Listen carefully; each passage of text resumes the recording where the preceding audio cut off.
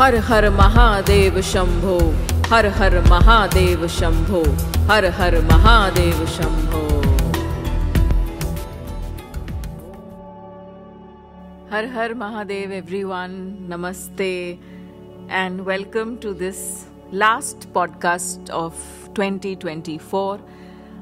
आप सबका स्वागत है इस साल के आखिरी पॉडकास्ट में, जिसमें मैं आपको कुछ आगे आने वाले साल के बारे में बहुत सारी बातें बताने वाली हूँ। बहुत समय से बहुत सारे लोग मुझसे पूछ रहे हैं, चर्चा हो रही है, क्योंकि बहुत सारे पॉडकास्ट और बहुत सारे प्रेडिक्शंस सोशल मीडिया पर चल रहे हैं अबाउट 2025, क्या होने वाला है, कैसे होने वाला है।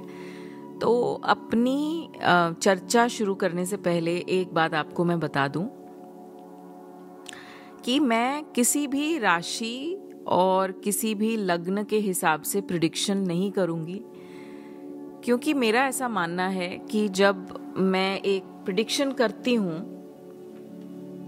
अगर आपने किसी लग्न और राशि के हिसाब से स्पेसिफिक प्रेडिक्शन कर दी तो वो कुछ हद तक सही होती है, बट क्योंकि इट डजंट ओनली मैटर कि आपका लग्न कौन सा है और राशि कौन सी है, आपके पूरे हॉरोस्कोप में आपकी कैसे प्लेसमेंट्स हैं, आपको महादशा कौन सी लगी हुई है, कौन सा भाव आपका जागरूक हुआ है, उसमें क्या नक्षत्र है, बहुत सारी चीज़ें मायने रखती हैं। सो हम जनरल प्रेडिक्शंस में मैं थोड़ा सा कम विश्वास रखती हूँ।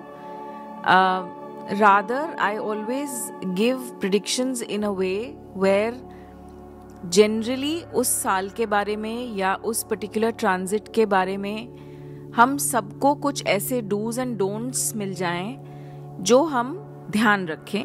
और कर्म प्रधान तो है ही, जो हम कर्म करते हैं या जो हमने कर्म किए हैं उससे रिलेट करना बहुत ज़रूरी होता है इन ट्रांजिट्स को। तो ये क्वेश्चन पूछना कि कौन सी राशि के लिए कैसा होगा, एटलीस्ट मेरे हिसाब से थोड़ा सा मुझे ये नहीं समझ में आता है, because I have realise that ऐसा नहीं हो सकता कि सभी मेष राशि वालों के लिए एक ही जैसा होगा और सभी वृषभ राशि वालों के लिए एक ही जैसा होगा, बिकॉज सबके चंद्रमा अलग अलग जगह पर बैठे हैं, अलग अलग ग्रह उनको देख रहे हैं, किसी को क्रूर ग्रह देख रहा है। अगर मान लीजिए आपकी वृषभ राशि है और आपके जो चंद्रमा हैं वो राहु के साथ बैठे हैं और किसी का चंद्रमा गुरु के साथ बैठकर गजकेसरी योग बना रहा है, तो डेफिनेटली रिजल्ट्स बिल्कुल अलग होंगे। तो हम ये नहीं कह सकते कि सभी वृषभ राशि वालों के लिए ये समय बहुत बढ़िया या बहुत बुरा रहने वाला है, right? So please when you listen to my podcast, आप थोड़ा सा ये समझें कि ज्योतिष को मैं एक गाइडेंस टूल की तरह बताती हूँ, एक जीपीएस टूल की तरह मैं इसको समझती हूँ, जिसमें से आप सुनकर और पॉसिबिलिटीज अपने जीवन में क्रिएट कर पाएं। That is a better way of understanding astrology और any sort of calculation of time और स्टार्स और constellations in the modern times. So आज बात करेंगे 2025 के बारे में, जो कुछ ही दिनों में आने वाला है। और ये साल काफ़ी तनाव भरा रहा, क्योंकि शनि का साल था। खूब मेहनत करवाई है इस साल ने, people have worked very hard and बहुत सारी रियलाइजेशंस भी हुई हैं काफ़ी लोगों को। एंड आई थिंक शनि का जो एक अंक शास्त्र के हिसाब से हम देख रहे हैं कि शनि का जो एक सबसे इम्पॉर्टेंट एक एस्पेक्ट होता है वो है कार्मिक चर्निंग, जो काफ़ी मैंने देखा इस साल में हुई। अनकॉल्ड फॉर चीज़ें हुई, रियलाइज़ हुआ कि किस तरह से हमें जीवन में आगे बढ़ना चाहिए। कुछ लोगों को हुआ रियलाइज, कुछ लोगों को अभी भी नहीं हुआ है, by the way. So now we are stepping into a year जो कि रूल्ड बाय मंगल है, 9 नंबर पर आ रहा है। 9 नंबर यानी मंगल का साल। And the moment we say Mars, we look at the red colour and अगर हम इसको अपने जीवन से जोड़ें तो रिश्तों में ये भाई और जितने भी हमारे मेल रिश्ते होते हैं, ब्रदर इन लॉज, ब्रदर, इन सब रिश्तों को दिखाता है। सेनापति बोलते हैं he is the soldier because Mars has a lot of energy in him, you know, so he's like the army, so that's why Mars becomes very important for the defense forces, the paramilitary forces of the country, of the world. They become very significant in this year. Mars, मंगल को भूमि पुत्र भी कहा जाता है, यानी कि it's a planet which also denotes property, real estate, land, and land से जुड़ी हुई जो चीज़ें होती हैं, because ultimately then land is to do not just with real estate work but also farming. उपज जो हमारी होती है, जो हमारी धान होती है, तो farmers, farming, harvest, इन सब से जुड़ा है कहीं ना कहीं मंगल। गुस्से से जुड़ा है, उग्र ग्रह है, बहुत डिसिप्लिन का प्लैनेट भी माना जाता है, इसीलिए इसको डिफेंस फोर्सेस से जोड़ते हैं, क्योंकि अगर डिफेंस की बात की जाए तो it goes hand in hand with the discipline. अगर आप आर्मी, नेवी, एयरफोर्स, पैरामिलिट्री को देखें तो आप उनके सोल्जर्स को देखें या उनके ऑफिसर्स को देखें या जनरल्स को देखें तो the first thing is their poise, their language, उनका एक कड़कपन, उनका एक बॉडी का discipline, uniform, neat and clean, organised behaviour, रक्षा, प्रोटेक्शन, देश की रक्षा, यानी कि ये सब एस्पेक्ट्स जो हैं इस साल में अब निकल के आने वाले हैं। Now this year, if I give you a overview of this year, because obviously बहुत सारे पॉडकास्ट मैं बनाऊंगी जिसमें इंडिविजुअल प्लैनेटरी चेंजेस की बात करूंगी।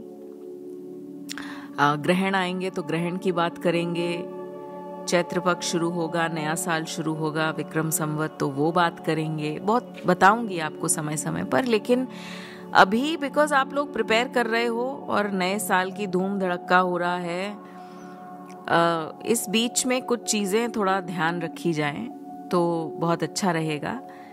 इस साल मैं अब ये भी चाहती हूँ, जितने भी लोग जुड़े हुए हैं, मुझे सुनते हैं, तो हर साल मैं ये बोलती हूँ कि ठीक है, ग्रेगोरियन कैलेंडर के हिसाब से नया साल शुरू हो रहा है, अच्छी बात है। 31 दिसंबर से 1 जनवरी को हम जाते हैं, तारीख बदलती है, लेकिन हम सब जहाँ रहते हैं, हम सब भारत में जहाँ रहते हैं, वहाँ पर हमारा नया साल कब कब आता है ये भी जानना बहुत ज़रूरी है और बच्चों को बताना बहुत ज़रूरी है। अंग्रेज़ी का नया साल है, अच्छा है, इट्स इम्पॉर्टेंट बिकॉज तारीख बदलेगी, साल बदलेगा।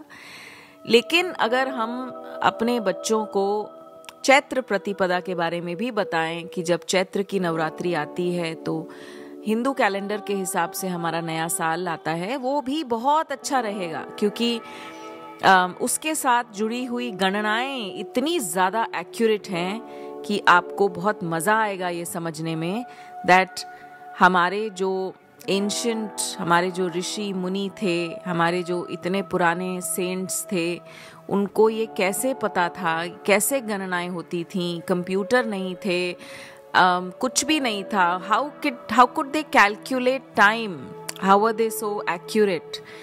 बहुत मज़ा आएगा आपको समझने में। तो I think I want to request all the listeners that इस अंग्रेज़ी के नए साल के साथ साथ आप अपने बच्चों को परिवार में हिंदू कैलेंडर के बारे में भी अवगत करवाइए, जिससे कि हमें तिथियों का भी ज्ञान हो। अब साल चेंज हो रहा है, 2025 आ रहा है, मंगल का साल है, और इस साल में अगर मैं ओवरव्यू दूं तो 3 बहुत मेजर ट्रांजिट्स हो रहे हैं। The first one is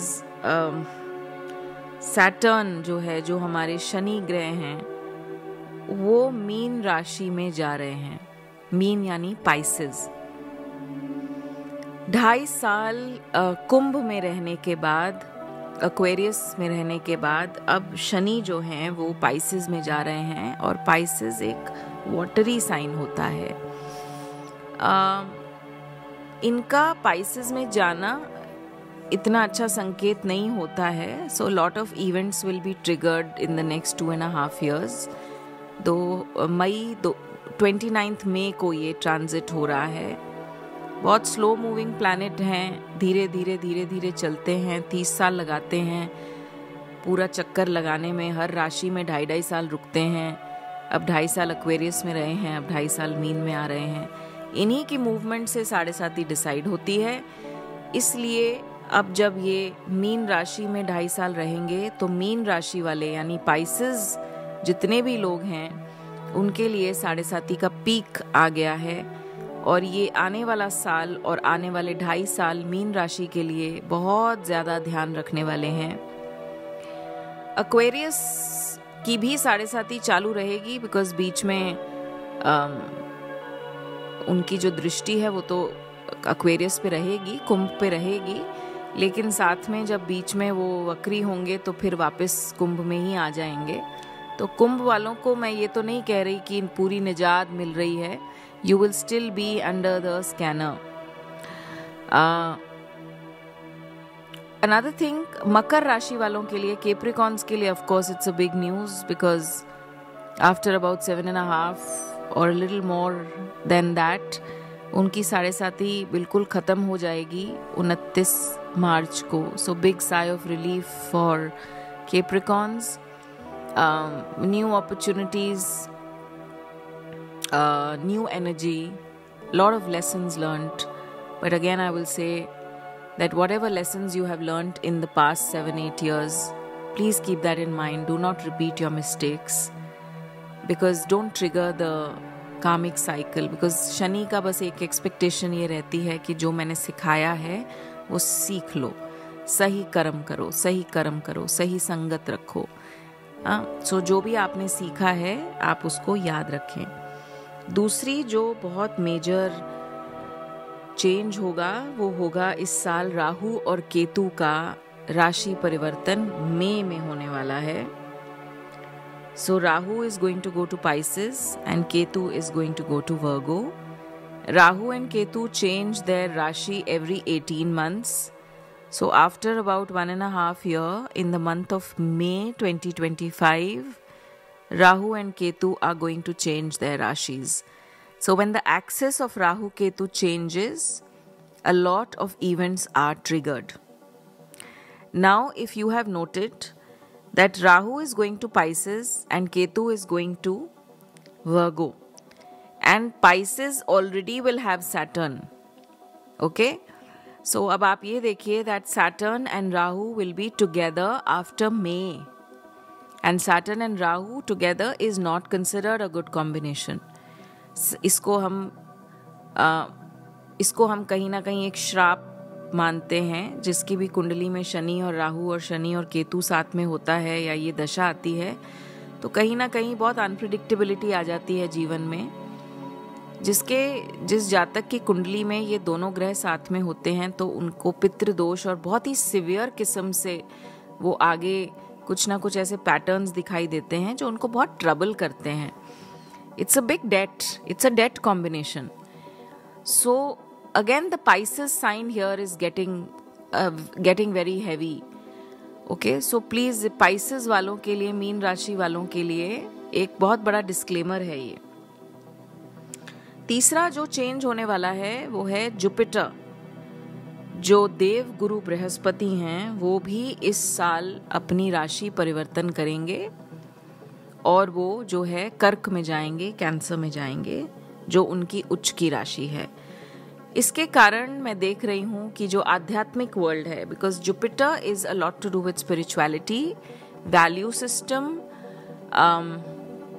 the spiritual gurus, people who practice, who are doing a lot of sadhana, उनके लिए जुपिटर का कर्क में आना एक बहुत अच्छा साइन रहेगा. Because Jupiter is exalted here and उनको शायद उनकी मेडिटेशन में, उनकी साधना में कुछ नए स्तर वो अचीव कर सकते हैं. आप देखेंगे पूरा विश्व जो है मानेगा आध्यात्म को। कहीं ना कहीं I feel because of this Saturn Rahu pressure and Jupiter changing its Rashi and coming here, I feel a lot of people will now feel so heavy and feel so helpless that they will have nowhere to go except taking refuge in spirituality. They will all start following this righteous path. They will realize that they made the mistakes. उन्होंने बहुत गलतियां करी हैं अपने जीवन में।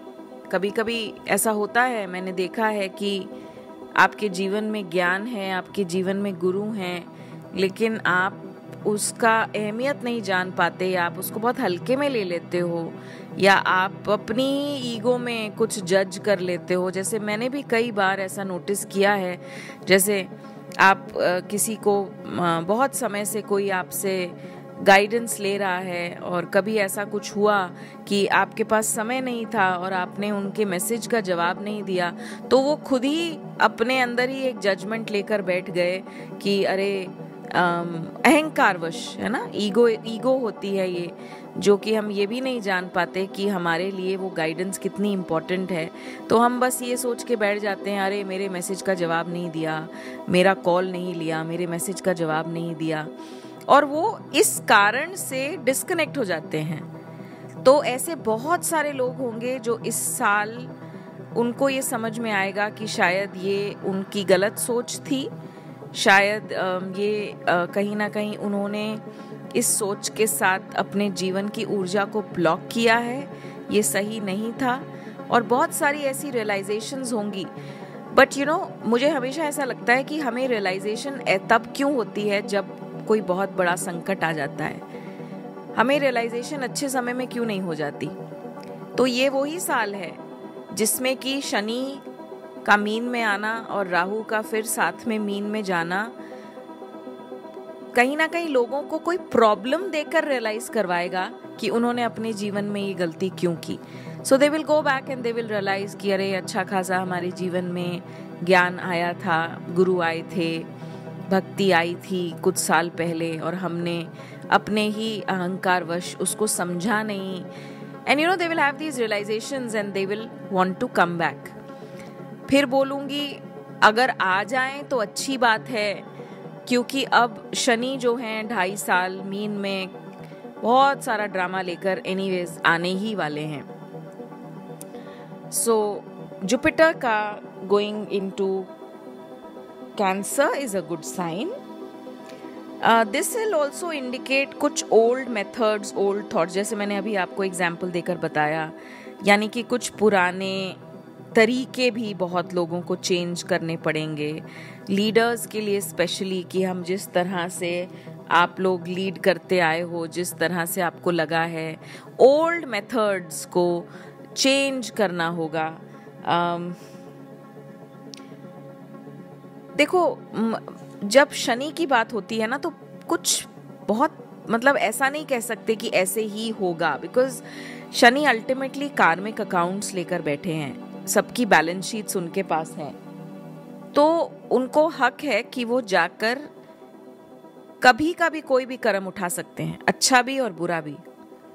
सो इसलिए हमें प्रेजेंट में रहकर we have to be so mindful, we have to be so careful कि हम अपने किसी भी एक्शन से शनि की एनर्जी को ट्रिगर ना कर दें, कि पता लगे हमने ट्रिगर कर दिया, हमने कुछ तामसिक इंडल्जेंसेस कर ली, और अब शनि को समझ में आया कि चलो चलो अब ये नहीं सुधर रहा है, चलो अब इसके 20 साल पहले जाओ, 10 साल पहले जाओ और सारे वो वाले कर्म लेकर आओ।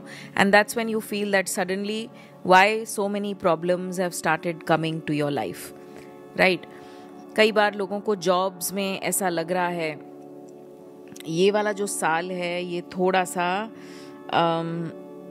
आपको जॉब्स में परेशान करेगा।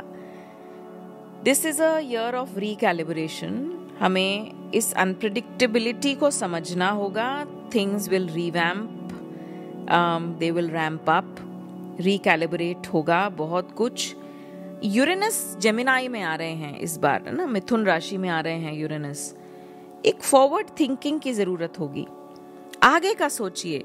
जो पास्ट में हो गया वो छोड़ दीजिए। ये जो पास्ट में लोग फंसे रहते हैं, उसने ये कह दिया, उसने ये कर दिया, उसकी वजह से ये हुआ, उसकी वजह से ऐसा हुआ, वैसा हुआ। फॉरवर्ड थिंकिंग का समय है। नहीं तो कभी कभी मैं खुद कहती हूँ, it is not easy to forgive and forget. कुछ लोग हमें ऐसा करते हैं, हमारे साथ इतना आसान नहीं होता है। लेकिन कहीं ऐसा ना हो कि आप उनसे सबकॉन्शियसली इतना जुड़े हों कि उनका ही भाग्य आपका भाग्य बन जाए।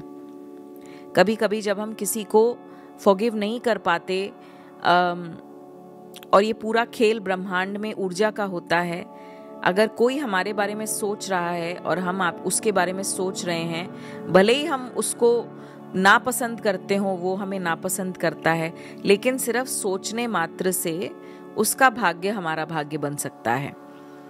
तो कई बार लोग इस असमंजस में फंसे होते हैं कि हम तो सब कुछ सही कर रहे हैं। तो मेरा सबसे पहला सवाल उनको होता है कि तुम सारा दिन किसके बारे में सोचते हो? तो वो उसी इंसान के बारे में सोच रहे होते हैं जिस इंसान ने उनको खूब हानि पहुंचाई थी। अब उनको ये समझ में नहीं आ रहा है कि उस इंसान के बारे में सारा दिन सोचना is as good as chanting, is as good as सारा दिन उसका नाम लेना, यानी कि नाम जप करना। तो जब आप भगवान की जगह किसी और का दिन रात नाम जप कर रहे हो, उसको बार बार याद कर रहे हो, तो उसी का भाग्य आपके जीवन में आ जाएगा। तो आप जितनी भी मेहनत करिए, काम तो उसका भाग्य करेगा। इसलिए कई बार लोग बहुत मेहनत करने के बाद भी कई बार उस स्तर से नीचे गिर जाते हैं, and they don't realise why this is happening. तो मैं तो बोलूँगी कि अगर आपके जीवन में कुछ ऐसे लोग हैं जिन्होंने आपको कभी फायदा पहुंचाया है, तो उनको इस साल याद जरूर करिएगा। Try to get back to them, in the sense get back to them, यानी मैं ज्ञान के पर्सपेक्टिव से कह रही हूँ। मैं ये नहीं कह रही हूँ कि सडनली अपनी ऊर्जाओं को वहाँ डाल दो, लॉस्ट रिलेशंस के पास जाओ, सबको फ़ोन करो। इसका तो समय ही नहीं है अब, क्योंकि मंगल का साल है, बहुत काम करना है, मंगल बहुत ज़्यादा मेहनत करवाएगा, करेक्ट। लेकिन इट इज़ अबाउट कि उनको उनके साथ कहीं ना कहीं ग्रैटिट्यूड रखना बहुत इम्पोर्टेंट है, रादर दैन जो लोग आपके जिन्होंने हार्म किया है आपको, उनको याद करना। अब उनको बिल्कुल छोड़ दीजिए और कुछ ऐसा संकल्प लीजिए कि वो ना आप उनके थॉट्स में हो, ना वो आपके थॉट्स में हैं। बिल्कुल दूरी बना लीजिए उनसे। शनि जब मीन में आएंगे मार्च में, तो बहुत सारी partnerships will be put to test. घबराना नहीं, क्योंकि इस साल शनि विल इंश्योर कि आप हर किसी गलत इंसान से दूर हो जाएं। तो बहुत सारी पार्टनरशिप्स जो आपने की होंगी अपने बिजनेस में, शादी भी एक तरह की पार्टनरशिप होती है, तो बहुत सारी चैलेंजेस आ सकते हैं आपको। और अल्टीमेटली शनि आपको प्रोटेक्ट करना चाहते हैं। मंगल का नेचर प्रोटेक्शन का नेचर है ना, सरहद को प्रोटेक्ट करते हैं हमारे सोल्जर्स। उसी तरह मंगल और शनि ये कोशिश करेंगे कि आप प्रोटेक्टेड रहो लोगों से। तो हो सकता है आपके पार्टनर के बारे में, आपके लाइफ पार्टनर के बारे में, या आपकी लव लाइफ में कुछ इस तरह की चीज़ें हो जाएं कि आपको पता लगे कि वो इंसान आपसे चीट कर रहा है। तो आपको अब डिसीजन लेना चाहिए और लेना पड़ेगा। इस साल वॉर्स होंगे, कॉन्फ्लिक्ट्स होंगे, नेचुरल डिजास्टर्स का साल है, ये अर्थक्वेक्स का साल है। इस साल थोड़ा सा मन में अशांति तो रहेगी, क्योंकि शनि और मंगल की युति है, और दोनों दंगल भी हैं, मांगलिक कार्य भी करवाएंगे, ऐसी बात नहीं है। मंगल मतलब मांगलिक कार्य, लेकिन मंगल एक क्रूरता का ग्रह भी माना जाता है। तो it all depends on what energy you have in yourself to be able to manifest that particular thing outside. Neptune AI का कारक है, और कहीं ना कहीं अब आप देखेंगे कि एआई आर्टिफिशियल इंटेलिजेंस ग्रो करेगा, जिसकी वजह से कुछ लोगों के जॉब्स जा सकते हैं। Be prepared. एआई का, जैसे मैंने हमेशा बोला है कि ये एक बून और बेन दोनों हैं। कहीं ना कहीं ह्यूमैनिटी के लिए अच्छा भी है, लेकिन कहीं ना कहीं ये एक बहुत बड़ा संकट बन के भी आएगा। देशों के बीच ट्रेड वॉर्स मुझे दिखाई दे रहे हैं, क्योंकि बिकॉज ऑफ दिस जॉबलेसनेस ऐसा लगता है बहुत सारे देश जो हैं अपनी ट्रेड पॉलिसीज बदलेंगे। भाई अमेरिका तो बोल ही रहा है कि मतलब हम बाहर के लोगों को जॉब्स नहीं देंगे। अब अमेरिका अगर बोल रहा है कि हम सिर्फ अपने लोगों को जॉब्स देंगे तो बट ऑब्वियस बाकी देश भी अपनी ट्रेड पॉलिसीज बदलेंगे। तो ये साल होगा कि जिसमें हम इकोनॉमिक वॉर्स या ट्रेड वॉर्स किस्म की चीज़ें देख सकते हैं। इवेंटफुल ईयर है स्टॉक मार्केट के लिए, बिकॉज देखो मार्केट करेक्शन तो मैं हमेशा बोलती हूँ, बट मार्केट करेक्शन एक लिमिट तक होती है। When it exceeds a particular limit then we can expect the market to crash. हो सकता है मार्केट क्रैश भी करे जब शनि और राहु की युति बने। May be not in the first 4 months। Up down दिख रहा है मुझे, करेक्शंस दिख रही हैं, बट मार्केट क्रैश का योग भी बन सकता है। बहुत इवेंटफुल ईयर दिखता है मुझे। हेल्थ पर्सपेक्टिव से सब लोगों को बहुत ध्यान रखना है। प्लीज़ अपने हार्ट का प्लीज़ ध्यान रखना, अपने ब्लड का, अपने मेंटल इश्यूज का प्लीज़ ध्यान रखना। उग्र ग्रह है, एक्सीडेंट हो जाए ना, अगर कोई गाड़ी तुम्हारी मार देना अगर रास्ते में, please don't roll out the window and start abusing the person. चुपचाप शांति से स्माइल, हाथ जोड़ो एंड मूव ऑन। प्लीज मेरी बात ध्यान से सुन लीजिए, क्योंकि इस साल ये भी हो सकता है आप शांत रहो, आप स्माइल करो, लेकिन सामने से दूसरा इंसान आपको फिर भी गाली दे। गलती भी उसकी होगी लेकिन गाली भी वो देगा, मारेगा भी वो। तो please avoid any such situations. Accidents हो सकते हैं, domestic issues on the rise, divorces बिल्कुल होंगे, क्योंकि मंगल और शनि कहीं ना कहीं पुरानी शादियां भी तोड़ सकता है। ज़रूरी नहीं है कि you have to be married only for 1 to 5 years। You will see old marriages also breaking. You will see that people's love life starts developing issues. Extramarital affairs बहुत बढ़ जाएंगे, because एक discontentment आ जाएगी बहुत ज़्यादा लोगों में। आएगी ऑफ कोर्स, मैं पहले ही बता चुकी हूँ। इसका जो निवारण है वो सिंपल है कि आप स्पिरिचुअली अपने आप को थोड़ा सा अवेकनिंग इस पाथ पे डालो, थोड़ा संतोष में रहो, कम में रहो लेकिन खुश रहो, है ना। ग्रीड के चक्कर में कुछ ऐसे गलत मत करो किसी के साथ, क्योंकि ये जो सारे योग बनते हैं ना, ये इसी टाइम पे बनते हैं। मार पीट, वॉर, एक्स्ट्रा मैरिटल अफेयर्स, और इन सब से क्या होता है, अल्टीमेटली क्या होता है? घर में अशांति, समाज में अशांति, देश में अशांति, राइट। सो कुछ अच्छा भी होगा। I am just trying to give you all the dos and the don'ts, okay. So it's better to just give some warnings. मेष राशि वालों की 7.5 स्टार्ट हो रही है, तो चैलेंज रहेगा कुछ टॉप लीडर्स और टॉप बॉलीवुड एक्टर्स के लिए। अब मेष राशि के बहुत सारे टॉप लीडर्स और टॉप बॉलीवुड एक्टर्स हैं, नाम नहीं लूँगी, लेकिन मैंने अपने पिछले पॉडकास्ट में भी बोला था कि मुझे कुछ दिक्कत दिखाई दे रही है। हो सकता है इस साल में कुछ हमारे टॉप के बहुत प्रोमिनेंट पर्सनालिटीज़ या तो बहुत बीमार हो सकते हैं, या उनकी कोई बहुत बड़ी सर्जरी हो सकती है, या उनको कोई बहुत भारी चोट लग सकती है, या फिर हम उनको खो दें, ऐसा भी योग दिखाई दे रहा है। प्रोमिनेंट लोगों का होता है, क्योंकि देखो जब अब Aries is the first zodiac. अब now Saturn has started looking at the first zodiac, now the beginning of the cycle एकदम। So number 1 वाले जितने लोग हैं उनको भी बहुत ध्यान रखना है। जो एरीज असेंडेंट के हैं, जो एरीज राशि के हैं, चंद्र राशि के, उनको भी बहुत ध्यान रखना है, क्योंकि आप दोनों के लिए कहीं ना कहीं Saturn is now going to look at you, okay? So he is going to start this churning. तो ऑब्वियसली डिपेंडिंग ऑन आपकी पहली 7.5 है, दूसरी 7.5 है या तीसरी 7.5 है। तो अब अगर किसी की तीसरी 7.5 है तो उनको बहुत ज़्यादा ध्यान रखने की ज़रूरत है। सडनली अब देखिए ना, कुछ ऐसा भी मुझे दिख रहा है, अगर मैं स्पिरिचुअल एस्पेक्ट से बोलूं, कि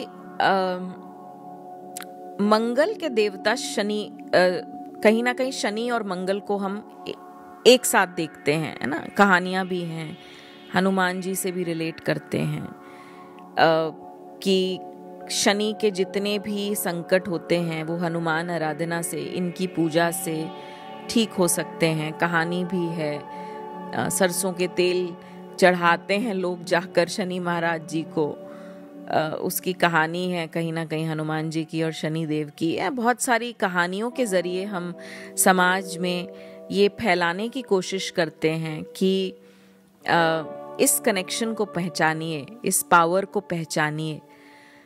तो ऐसा मुझे दिखता है कि 2025 में कहीं ना कहीं हम बहुत सारे मिरेकल्स देखेंगे हनुमान से रिलेटेड, हनुमान जी से रिलेटेड।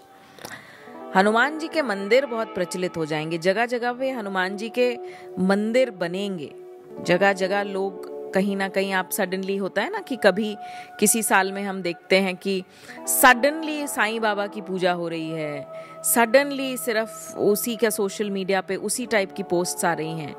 आप देखिएगा 2025 में कहीं ना कहीं हनुमान एनर्जी से रिलेटेड टेम्पल्स, मिरेकल्स हमें दिखाई देंगे, क्योंकि अब वो प्रोमिनेंस आ जाएगी। कहीं ना कहीं हमें हनुमान जी की जो शक्तियां हैं, अष्ट सिद्धि नवनिधि के दाता, कहीं ना कहीं अब हमें उनके थ्रू अब ये समझना पड़ेगा कि अब जीवन को आगे सकारात्मक रूप से लेके जाने का यही एकमात्र तरीका रह गया है।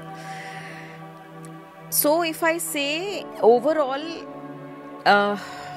this is going to be a very eventful year, right? And of course now we are going to be doing our yearly satsang. हमारा सत्संग है 27, 28, 29 दिसंबर को, जिसमें कि और बात करूंगी इस साल के बारे में। और जो हम हर साल 31 दिसंबर को एक एक्टिविटी करते हैं रात को, मध्य रात्रि में, अगले साल की शुरुआत करने के लिए, वो भी एक्टिविटी इस बार हम सब करेंगे। हम सब समझेंगे कि हम क्या कर सकते हैं अपने लिए, अपने परिवार के लिए, अपने समाज के लिए। लेकिन हाँ, एक बात तो मैं आपको बोलूँगी कि हर साल जब भी एक नया साल आता है, वो बेशक अंग्रेज़ी का नया साल हो या हिंदू कैलेंडर के हिसाब से नया साल हो, तो कहीं ना कहीं वो एक संकल्प का तो समय होता है।